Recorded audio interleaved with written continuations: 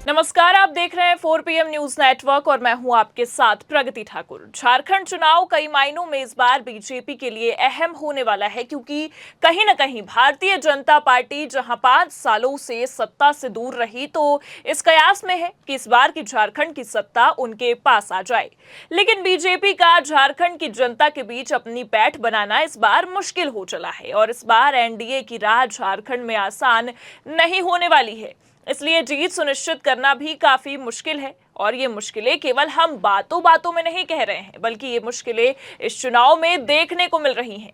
NDA ने जहां एक तरफ जीत को लेकर बड़े बड़े दावे किए और इस चुनाव में अपने दिग्गज नेता को चुनाव प्रभारी बना दिया, साम दाम दंड भेद की रणनीति अपना ली, लेकिन ये रणनीति कामयाब होती नजर नहीं आई। जहां एक तरफ झारखंड मुक्ति मोर्चा यानी कि जेएमएम झारखंड चुनाव में इस बार हेमंत दोबारा के नारे के साथ उभरी और हेमंत सोरेन की लोकप्रियता भी इस बीच नजर आई, लेकिन भारतीय जनता पार्टी के नेतृत्व वाली एनडीए इस बार अपनी लोकप्रियता बना नहीं पा रही है। दरअसल आपको बता दें कि झारखंड विधानसभा की 81 सीटों पर 13 नवंबर और 20 नवंबर को चुनाव होने हैं और ये दोनों चरणों में हुए चुनाव के नतीजे 23 नवंबर को हमारे और आपके सामने आ जाएंगे और इन 81 सीटों पर चुनाव प्रचार अपने चरम पर है। यहाँ पर एनडीए गठबंधन, जिसमें बीजेपी, आजसू और जेडीयू शामिल हैं, इनका मुकाबला जेएमएम, कांग्रेस और आरजेडी गठबंधन से है। लेकिन इस चुनाव मैदान में ये मुकाबला अब त्रिकोणीय होता नजर आ रहा है। झारखंड में इन दोनों गठबंधन के अलावा जेके, एलएम जैसी पार्टियां भी मैदान में उतरी हैं, जो मुकाबले को त्रिकोणीय बनाने में जुटी हुई हैं। 2019 के विधानसभा चुनाव में यहां जेएमएम और कांग्रेस गठबंधन को 47 सीटें मिली थी, जबकि बीजेपी 25 सीटों पर ही सिमट गई थी। और कहीं न कहीं पिछले चुनाव में यह समझ आ गया था कि भारतीय जनता पार्टी का सुपड़ा अब धीरे धीरे झारखंड से साफ हो रहा है, जो कि एक आदिवासी बाहुल्य क्षेत्र है। लोकसभा चुनाव में भी भारतीय जनता पार्टी की स्थिति कुछ ठीक नहीं रही। केंद्र की सत्ता पर काबिज होने के लिए गठबंधन की मदद मांगनी पड़ी, क्योंकि इनसे बहुमत तो हासिल ना हो सका। और वो अलग बात है कि बीजेपी के दावों और वादों में कितनी सच्चाई होती है, उससे तो हम सभी वाकिफ हैं। लेकिन एक बार फिर हरियाणा की रणभूमि में फतह करने के बाद बीजेपी के हौसले काफी बुलंद नजर आ रहे हैं। कहीं न कहीं बीजेपी हाईकमान इस उम्मीद में है कि जीत झारखंड में सुनिश्चित है, लेकिन हरियाणा की जीत पर तो अभी भी सवालिया निशान पैदा हो रहे हैं, जिससे आप और हम दोनों ही वाकिफ हैं। और कहीं न कहीं बीजेपी आलाकमान को यह जरूर समझना चाहिए कि हरियाणा और झारखंड दो अलग अलग राज्य हैं और यहाँ पर चुनावी फैक्टर भी अलग अलग है। यहाँ जीत का फॉर्मूला काफी अलग है। हरियाणा चुनाव अलग था, जहां पर जाट और गैर जाट के बीच ये चुनावी माहौल फंसता नजर आ रहा था, लेकिन यहाँ पर लड़ाई आदिवासी वोटरों के बीच में है, जिसकी पैठ बन पाना बहुत ही मुश्किल नजर आता है। बता दें कि आदिवासी वोटर्स यहां सबसे महत्वपूर्ण पैटर्न है। पिछले 5 सालों से बीजेपी यहां सत्ता से दूर चली आ रही है, फिर भी झारखंड की सत्ता में वापसी के लिए बीजेपी को लोहे के चने चबाने पड़ रहे हैं। फिर भी पार्टी के लिए झारखंड की राह आसान नजर नहीं आती है। सबसे पहले तो अगर बात करें आदिवासी फैक्टर की, तो कहीं न कहीं बीजेपी ने आदिवासियों के बीच अपनी पैठ बनाने की पूरी कोशिश की। आदिवासी नेताओं को अपने पाले में कर लिया, अच्छी रणनीति अपनाई, लेकिन ये रणनीति काम नहीं आ पाई। आदिवासी नेता भी आदिवासियों के बीच अपनी पैठ नहीं बना पाए और कहीं न कहीं ये नजर आने लगा कि यहां से भी सुपड़ा साफ है।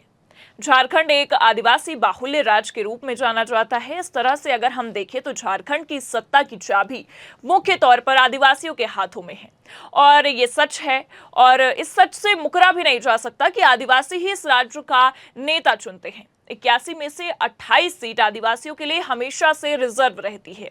यहां 2005 से लेकर अब तक हर चुनाव में आदिवासी ही मुद्दा रहे हैं। लोकसभा चुनाव में भी आदिवासियों ने बीजेपी को अपनी नाराजगी स्पष्ट रूप से दिखाई थी। बता दें कि इस बार के लोकसभा चुनाव में आदिवासी समाज से ही आने वाले झारखंड के 2 बार के सीएम रहे पूर्व केंद्रीय मंत्री अर्जुन मुंडा चुनाव तक नहीं जीत पाए। लेकिन इसके बाद भी विधानसभा चुनाव में बीजेपी को यह उम्मीद है कि अपने आदिवासी नेता के बलबूते वो झारखंड के आदिवासियों के बीच में अपनी पैठ बना सकते हैं और जीत हासिल कर सकते हैं। लेकिन सोच और सच में जमीन आसमान का फर्क है। ये सोच सच साबित नहीं हो पाएगी, क्योंकि जमीनी स्तर पर अगर देखें तो सर्वे कुछ और ही कहता है। कहीं ना कहीं इस चुनाव में जेएमएम ने चुनावी फैक्टर का प्रयोग करते हुए हेमंत दोबारा के नारे के साथ मैदान में उतरे हैं। और जिस तरह से हेमंत सोरेन ने इस चुनावी माहौल में अपनी गिरफ्तारी का मुद्दा उठाया, जनता के बीच इस मुद्दे ने अपना असर भी दिखाया। लगातार झारखंड मुक्ति मोर्चा के नेताओं पर एफआईआर और ईडी के छापों को पार्टी ने आदिवासी समुदाय के बीच अपने लिए विक्टिम कार्ड के रूप में खेला है। मुख्यमंत्री हेमंत सोरेन भ्रष्टाचार के मामले में गिरफ्तारी के बाद बाहर आकर ये समझाने में सफल साबित हुए कि उन्हें जानबूझकर फंसाया गया। वो बिल्कुल निर्दोष है, कोर्ट ने भी उन्हें निर्दोष माना और बीजेपी ने जानबूझकर उन्हें फंसाने की कोशिश की। कहीं ना कहीं जनता के बीच ये मुद्दा काफी तेजी से उभरा, जो बीजेपी के लिए भारी पड़ने वाला है इस चुनाव में।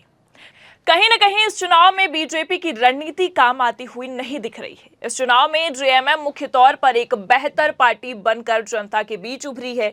इस चुनाव में मुख्यमंत्री हेमंत सोरेन की पत्नी ने राजनीति में उतरकर हेमंत के बाजुओं की तरह काम किया है, जिसका सीधा असर जनता के बीच देखा गया है। कल्पना सोरेन की हर रैलियों में जनता ने खुलकर समर्थन किया है और इससे ये साफ होता है कि कल्पना सोरेन की झारखंड की राजनीति में अच्छी पकड़ बन चुकी है, जो ये दर्शाता है कि राजनीति के सियासी पिच पर सोरेन परिवार ने अपनी पैठ बना ली है, जिसे मिटा पाना बीजेपी के लिए अब काफी मुश्किल है। हेमंत सोरेन के जेल जाने के बाद पार्टी को संभालने में उनकी बड़ी भूमिका रही। अब वो विधायक बन चुकी हैं। कल्पना की डिमांड झारखंड की जनता के बीच काफी ज्यादा है और कहीं ना कहीं ये बीजेपी की मुश्किलें बढ़ाने के लिए काफी है। जनता के बीच अब एक और मुद्दा उठ रहा है और जो बीजेपी के लिहाज से अगर हम देखें तो झारखंड की पिच पर जीत मुश्किल कर रहा है। दरअसल आपको बता दें कि भारत में आदिवासी समुदाय का एक हिस्सा हिंदू नहीं बल्कि सरना धर्म को मानता है। इनके मुताबिक सरना वो लोग हैं जो प्रकृति की पूजा करते हैं। झारखंड में यह आंदोलन सबसे अधिक मुखर है। झारखंड में इस धर्म को मानने वालों की सबसे ज्यादा 42 लाख आबादी है। इस कारण ये है कि झारखंड सरकार ने विधानसभा से प्रस्ताव पारित करके केंद्र सरकार के पास सरना धर्म को अलग धर्म का दर्जा देने का प्रपोजल भेजा है।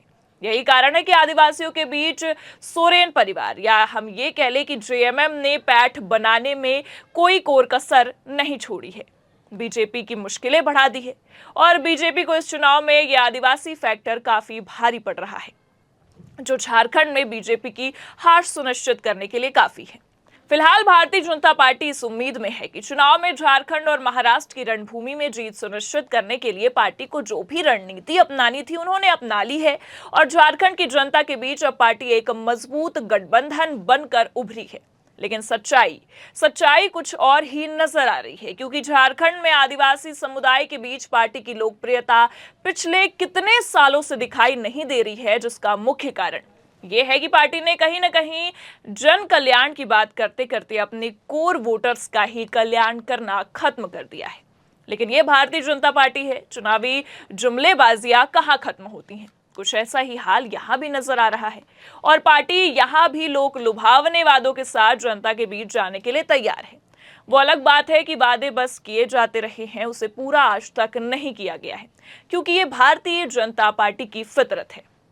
लेकिन फिलहाल आपको बता दें कि झारखंड में बीजेपी के लिए एक और मुश्किलें बढ़ रही हैं। इस चुनाव में पार्टी के पास चुनावी रणनीति या चुनावी पैतरे आजमाने के कई तरीके हैं, लेकिन चुनाव किसके दम पर लड़ना है, भारतीय जनता पार्टी ये अभी तक समझ नहीं पाई है। कहने का मतलब सिर्फ इतना है कि इस झारखंड चुनाव में पार्टी ने अभी तक साफ नहीं किया है कि बीजेपी की ओर से मुख्यमंत्री का चेहरा कौन होगा, खास तौर पर तब जब चुनाव की तारीखों में बस कुछ ही दिन बचे हैं। या हम कह लें कि एक तरफ जेएमएम इस चुनाव में हेमंत दोबारा के नाम पर चुनावी मैदान में है और कहीं ना कहीं ये चुनावी फैक्टर ही इस बार जेएमएम के लिए फायदेमंद है, लेकिन बीजेपी के लिए उतना ही नुकसानदायक। और इस नुकसान का भुगतान बीजेपी को इस चुनाव में हार का स्वाद चखकर करना पड़ सकता है, क्योंकि झारखंड की सत्ता बीजेपी के हाथों से निकलने की काफी संभावनाएं हैं। फिलहाल आपको यह भी बता दें कि झारखंड में बीजेपी के लिए एक और मुश्किल बढ़ने वाली है। इस चुनाव में पार्टी के पास चुनावी रणनीति या चुनावी पैतरे आजमाने के कई तरीके हैं, लेकिन चुनाव किसके दम पर लड़ना है ये भारतीय जनता पार्टी अभी तक समझ नहीं पाई है। कहने का मतलब सिर्फ इतना है कि इस चुनाव में मोदी फैक्टर काम नहीं आ रहा है। मोदी के चेहरे पर लोकसभा चुनाव में जिस तरह के नतीजे सामने आए थे, उसके बाद ये चुनाव लड़ना मुश्किल हो चला है।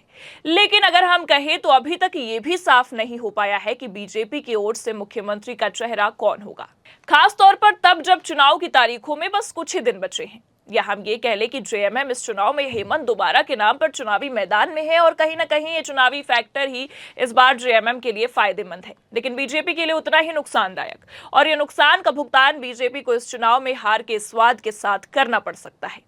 और कहीं ना कहीं झारखंड की सत्ता बीजेपी के हाथों से निकलने की संभावनाएं ज्यादा देखी जा रही हैं।